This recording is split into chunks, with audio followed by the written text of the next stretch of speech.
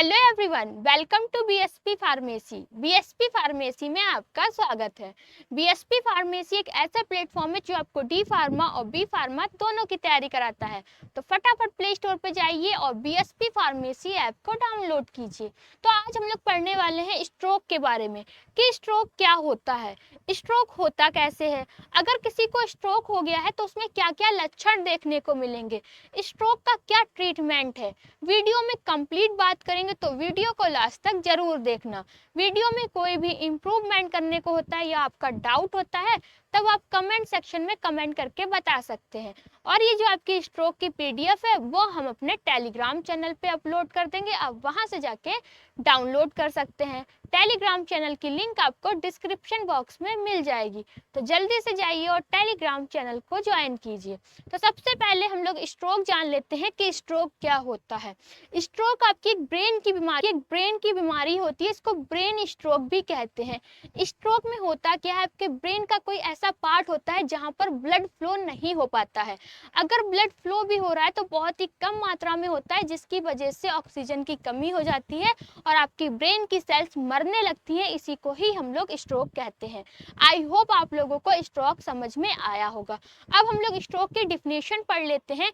तो stroke occurs when the blood supply to a part of the brain is reduced or blockage, causing brain cells to die due to lack of oxygen। Stroke क्या होता है, जब हमारे दिमाग के किसी हिस्से में खून का प्रवाह रुक जाता है, मतलब कि ब्लड फ्लो नहीं हो पाता है। अगर ब्लड फ्लो हो भी रहा है तो बहुत ही कम मात्रा में हो रहा है, जिसकी वजह से क्या होता है, ऑक्सीजन की कमी हो जाती है और दिमाग की कोशिकाएं मरने लगती हैं। इसी को ही हम लोग स्ट्रोक कहते हैं। आई होप आप लोगों को स्ट्रोक समझ में आया होगा। स्ट्रोक हम लोगों ने पढ़ लिया, उसके बाद हम लोग बात करने वाले हैं टाइप ऑफ स्ट्रोक की, कि जो आपका स्ट्रोक होता है वो कितने टाइप का होता है। स्ट्रोक आपका दो टाइप का होता है। कितने टाइप का होता है? स्ट्रोक आपका टू टाइप का होता है। फर्स्ट होता है इसेमिक स्ट्रोक और दूसरा होता है हेमोरेजिक स्ट्रोक। ठीक है, स्ट्रोक कितने टाइप का होता है? स्ट्रोक आपका टू टाइप का होता है। फर्स्ट इसेमिक स्ट्रोक और सेकंड है आपका हेमोरेजिक स्ट्रोक। अब इसेमिक स्ट्रोक क्या होता है, हेमोरेजिक स्ट्रोक क्या होता है? सबसे पहले हम लोग इसेमिक स्ट्रोक की बात करेंगे कि इसेमिक स्ट्रोक क्या होता है। इसेमिक stroke occurs when a blood vessel supplying blood to the brain gets blocked by a clot. This stops oxygen from reaching brain cells, causing them to die. Ischemic stroke में क्या होता है? इसेमिक स्ट्रोक तब होता है जब दिमाग को खून पहुंचाने वाली नस में क्या होती है, रुकावट आ जाती है। आमतौर पर खून के क्या होते हैं, थक्के बन जाते हैं, जिसकी वजह से क्या होता है, दिमाग की कोशिकाओं को ऑक्सीजन नहीं मिल पाती और वे मरने लगती हैं। इसी को ही हम लोग इसेमिक स्ट्रोक कहते हैं। ठीक है, इसेमिक स्ट्रोक क्या होता है, जब दिमाग की नसों को ब्लड नहीं मिल पाता है, सही से ब्लड फ्लो नहीं हो पाता है, कहीं पर ब्लड क्या होता है, क्लॉट हो जाता है, उसी को ही हम लोग क्या कहते हैं, इसेमिक स्ट्रोक कहते हैं। अब सेकंड है आपका हेमोरेजिक स्ट्रोक। ठीक है, हेमोरेजिक स्ट्रोक क्या होता है? A haemorrhagic stroke occurs when a blood vessels in the brain burst ruptures, causing bleeding inside or around the brain. This bleeding puts presence on brain tissues and damage brain cells। अब आपका haemorrhagic जो stroke होता है वो क्या होता है? Haemorrhagic stroke तब होता है जब दिमाग की कोई नस क्या होती है, फट जाती है। जब आपके दिमाग की कोई नस फट जाती है तब क्या होता है, हेमोरेजिक स्ट्रोक होता है, जिससे दिमाग के अंदर या फिर उसके आसपास खून बहने लगता है या खून दिमाग की कोशिकाओं और दबाव डालता है और उससे क्या होता है, नुकसान पहुंचता है। हेमोरेजिक स्ट्रोक क्या होता है, जब हमारे दिमाग की कोई नस फट जाती है जिसकी वजह से खून आसपास बहने लगता है और क्या होता है, खून दिमाग की कोशिकाओं पर दबाव डालता है, उससे नुकसान पहुंचता है। इसी को ही हम लोग हेमोरेजिक स्ट्रोक कहते हैं। ठीक है, तो टाइप ऑफ स्ट्रोक समझ गए होंगे कि आपके स्ट्रोक जो होता है वो कितने टाइप का होता है।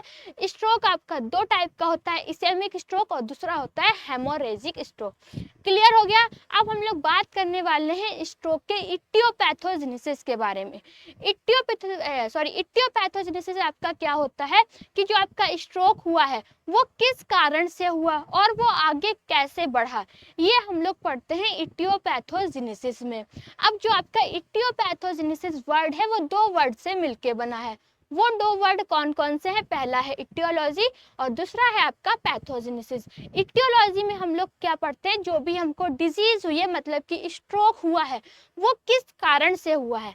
पैथोजेनेसिस में हम लोग क्या पढ़ते हैं? जो स्ट्रोक हुआ है हम लोगों को, वो कैसे हुआ, हमारी बॉडी के अंदर क्या क्या चेंजेस हुए हैं जिसकी वजह से स्ट्रोक हुआ है और वो आगे कैसे बढ़ा, ये हम लोग पढ़ते हैं पैथोजेनेसिस में। तो सबसे पहले हम लोग बात करेंगे इटियोलॉजी की, ठीक है। स्ट्रोक हुआ है वो किस कारण से हुआ है? तो सबसे पहला क्या है आपका? हाई ब्लड प्रेशर, जिसको कि हम लोग हाइपरटेंशन कहते हैं। सबसे बड़ा जो आपका कारण है स्ट्रोक का वो क्या है? हाइपरटेंशन है। इसमें क्या होता है? यह सबसे बड़ा कारण है जो नसों को क्या करता है? फाड़ भी सकता है या ब्लॉकेज का कारण भी बनता है, ठीक है। सेकेंड आपका क्या है? सेकेंड है आपका एथेरोस्क्लेरोसिस, मतलब कि fat wild up in blood vessels. नसों में चर्बी जमा होने से क्या होता है? रक्त प्रवाह में रुकावट आती है, और जब रक्त प्रवाह में रुकावट आ सकती है तो आपका स्ट्रोक का कारण बन सकता है। ब्लड क्लॉट, अब ब्लड क्लॉट को क्या कहते हैं? थ्रोम्बस या एम्बस कहते हैं। इसमें क्या होता है? आपके खून के थक्के बन जाते हैं जो दिमाग की नसों को क्या कर देते हैं? बंद कर देते हैं, जिससे क्या हो सकता है? आपका स्ट्रोक आ सकता है। अब ऑक्सीजन की कमी हो जाएगी तो क्या होगा? आपका स्ट्रोक हो जाएगा। फिर है आपका ब्रेन एन्यूरिज्म, ठीक है। इसमें क्या होता है? Weak blood vessel that can burst. दिमाग की नसें क्या होंगी? कमजोर हो जाएंगी, और कमजोर हो जाएंगी, फटने के भी चांसेस होते हैं, ठीक है। ये सारे क्या है? आपके कारण हैं। थर्ड है, फिफ्थ है आपका डायबिटीज। डायबिटीज क्या है? मधुमेह। ये नसों को क्या करता है? नुकसान पहुंचाता है, जिससे आपका वहां पर ब्लड फ्लो नहीं हो पाता है, ऑक्सीजन की कमी हो जाती है। हार्ट डिजीज लाइक आर्टियल फाइब्रिलेशन, ठीक है। हृदय रोग जैसे अनियमित दिल की धड़कन से थक्का बन जाता है। अब जब थक्का जहाँ पे बनता है तो आपका कौन सा टाइप का स्ट्रोक होता है? वहां पर आपका इसेमिक स्ट्रोक होता है।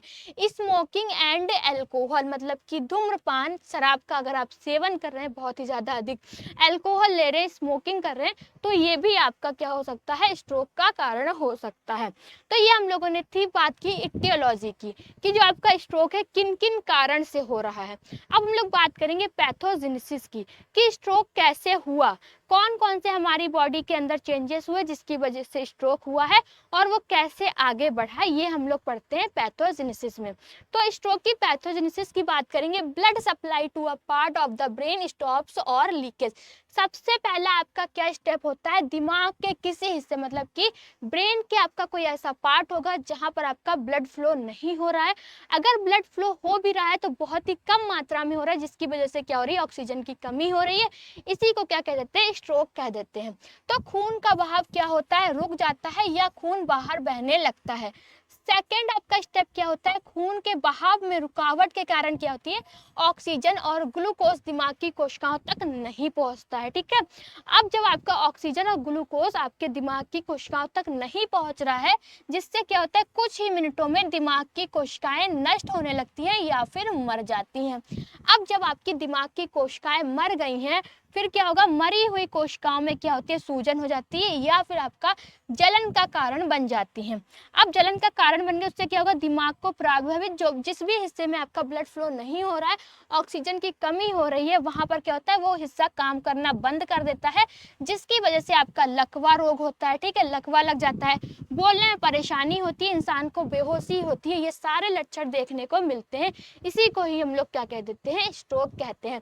तो आपको स्ट्रोक की पैथोजेनेसिस भी समझ में आ गई होगी कि स्ट्रोक की क्या पैथोजेनेसिस है, कैसे स्ट्रोक हुआ है। सबसे पहले क्या होता है? आपके ब्रेन का कोई ऐसा पार्ट होता है जहां पर आपका ब्लड फ्लो नहीं हो पाता। अगर ब्लड फ्लो भी हो रहा है तो बहुत कम मात्रा में हो रहा है, जिसकी वजह से ऑक्सीजन की कमी हो रही है। अब ऑक्सीजन की कमी हो रही है तो क्या होती है? आपकी कोशिकाएं नष्ट होने लगती हैं, जिससे क्या क्या लक्षण देखने को मिलते हैं? लकवा आ जाता है, बोलने में परेशानी होती है। इसी को ही हम लोग क्या कह देते हैं? स्ट्रोक कह देते हैं, ठीक है। पैथोजेनेसिस की बात कर ली। पैथोजेनेसिस के बारे में हम लोग बात कर चुके हैं। अब उसके बाद बात करने वाले हैं फार्माकोलॉजिकल मैनेजमेंट की। जैसे कि आपको कोई बीमारी हुई है, स्ट्रोक हुआ है, तो उसको हम लोग कैसे कैसे ठीक कर सकते हैं। तो स्ट्रोक को दो टाइप से ठीक कर सकते हैं। पहला है आपका फार्माकोलॉजिकल मैनेजमेंट, दूसरा है non pharmacological management. Pharmacological management में क्या होता है, स्ट्रोक हुआ है, स्ट्रोक को हम लोग दवाइयों की हेल्प से क्या करेंगे, कंट्रोल करेंगे। नॉन फार्माकोलॉजिकल मैनेजमेंट में बिना दवाइयों के हेल्प से क्या करते हैं, बिना दवाइयों से स्ट्रोक को कंट्रोल करते हैं। तो सबसे पहले हम लोग बात करेंगे फार्माकोलॉजिकल मैनेजमेंट की। जो स्ट्रोक हुआ है उसको हम लोग कौन कौन सी ऐसी दवाइयाँ लेंगे जिससे कि स्ट्रोक क्या होगा, कंट्रोल हो जाएगा। सबसे पहला क्या है आपका, थ्रम्बोलाइटिक्स क्लास की ड्रग लेंगी। इसके अंदर आपकी कौन सी ड्रग आती है, इसके अंदर आती है एल्टीफ्लास ड्रग, जिसको कि टीपीए कहते हैं। ये क्या करेगी, ये आपके डिजोल्व ब्लड क्लॉट क्विकली, मतलब कि खून के थक्के को घोल देगी, मतलब कि आपके खून को पतला कर देगी। कितने घंटे में कर देगी, 3 से 4 घंटे में ये अपना असर दिखा देती है। इसका यूज किस प्रकार के स्ट्रोक में करते हैं, अगर आपको इस्केमिक स्ट्रोक हुआ है तो ये दवाई हम लोग ले सकते हैं। सेकंड है आपका एंटीप्लेटलेट्स। एंटीप्लेटलेट्स क्लास की ड्रग लेंगे। इस क्लास की ड्रग के अंदर कौन सी ड्रग आती है, जैसे कि आपकी एस्प्रिन है और आपकी कोडिडोरिजल है। एस्प्रिन क्या करती है, आपके ब्लड को पतला कर देती है, मतलब कि थिन कर देती है। Prevents formation of new clot, मतलब कि नए थक्के बनने से क्या कर देती है, रोक देती है। इस ड्रग को हम लोग कहाँ यूज करते हैं, किस टाइप के स्ट्रोक में यूज करते हैं, तो इसेमिक स्ट्रोक में एस्प्रिन का यूज किया जाता है। स्टेंस, मतलब कि इसमें क्या होता है आपका एट्रोवेस्टेंस, ये क्या करेगी, lower cholesterol protect vessel, cholesterol घटाकर नसों को क्या कर देती है, साफ कर देती है। ये ड्रग हम लोग कौन कौन से स्ट्रोक में ले सकते हैं, तो आप ये इसेमिक और हेमोरेजिक स्ट्रोक दोनों में ही ये आपकी मेडिसिन हेल्प करती है। ऑस्मोटिक डायोरेटिक्स, ठीक है, ऑस्मोटिक डायोरेटिक्स क्लास की ड्रग लेंगे। इसके अंदर आपकी कौन सी ड्रग आती है, मैनिटॉल ड्रग आती है। मैनिटॉल क्या करती है, रिड्यूस ब्रेन स्वेलिंग, मतलब कि जो भी आपके दिमाग की सूजन है उसको कम कर देती है। और जो आपकी ये क्लास की ड्रग है कौन सी, ऑस्मोटिक डायोरेटिक्स, इसका यूज हम लोग किस स्ट्रोक में करेंगे, तो हेमोरेजिक स्ट्रोक के लिए हम लोग ऑस्मोटिक डायोरेटिक्स का यूज करते हैं। तो ये हमने बात की फार्माकोलॉजिकल मैनेजमेंट की, कौन कौन सी ऐसी दवाइयों का हम लोग यूज करेंगे जिससे कि आपका स्ट्रोक कंट्रोल हो सकता है। उसके बाद हम लोग बात करने वाले हैं नॉन फार्माकोलॉजिकल मैनेजमेंट की। नॉन फार्माकोलॉजिकल मैनेजमेंट में क्या होता है, हम लोग बिना दवाइयों से क्या करेंगे, स्ट्रोक को कंट्रोल करेंगे। अब क्या क्या करेंगे, सबसे पहले फिजियोथेरेपी, जो भी आपका पेशेंट है उसको फिजियोथेरेपी देंगे। फिजियोथेरेपी में क्या होगा, physiotherapy helps restores movement strength and balance. जैसे कि हम लोग जो भी पेशेंट है उसको चलाएंगे फिराएंगे, जिससे कि क्या होगी, आपकी मांसपेशियों में ताकत आएगी और आपका संतुलन क्या होगा, वापस लाने में मदद होगी। सेकंड है ऑक्यूपेशन थेरेपी। क्या करेंगे, पेशेंट को ऑक्यूपेशन थेरेपी देंगे। इसमें क्या होता है, teachers daily task like eating dressing, मतलब कि क्या होगा, रोज आप जैसे कि खाना करेंगे, कपड़ा पहनाना सिखाएंगे, ये सारे के सारे काम करेंगे ऑक्यूपेशन थेरेपी में। उसके बाद है स्पीच थेरेपी। स्पीच थेरेपी में क्या होगा, improve speech language and swelling, ठीक है, इम्प्रूव थेरेपी देंगे पेशेंट को, जिससे कि उसको बोलने, समझने और निगलने की क्षमता में क्या होगा, सुधार आएगा। फिर उसके बाद है physiological support counselling. Physiological support counselling क्या करेंगे, ये थेरेपी पेशेंट को देंगे। इसमें क्या होगा, help deal with depression anxiety after stroke, मतलब कि स्ट्रोक के बाद होने वाले डिप्रेशन और चिंता क्या होगी, चिंता को निपटाने में मदद करेगी, आपकी चिंता खत्म होगी।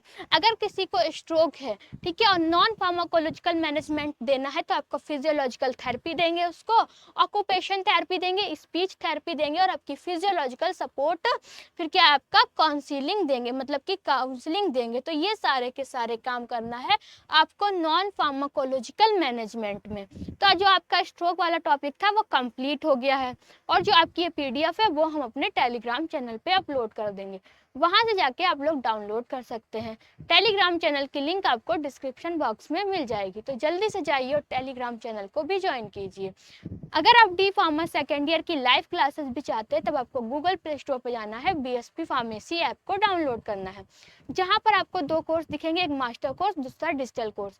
मास्टर कोर्स की जो वैलिडिटी है वो 14 महीने की है, डिजिटल कोर्स की आपकी 12 महीने की है। मास्टर कोर्स का प्राइस 2499 रुपये है, डिजिटल कोर्स का प्राइस 999 रुपये है।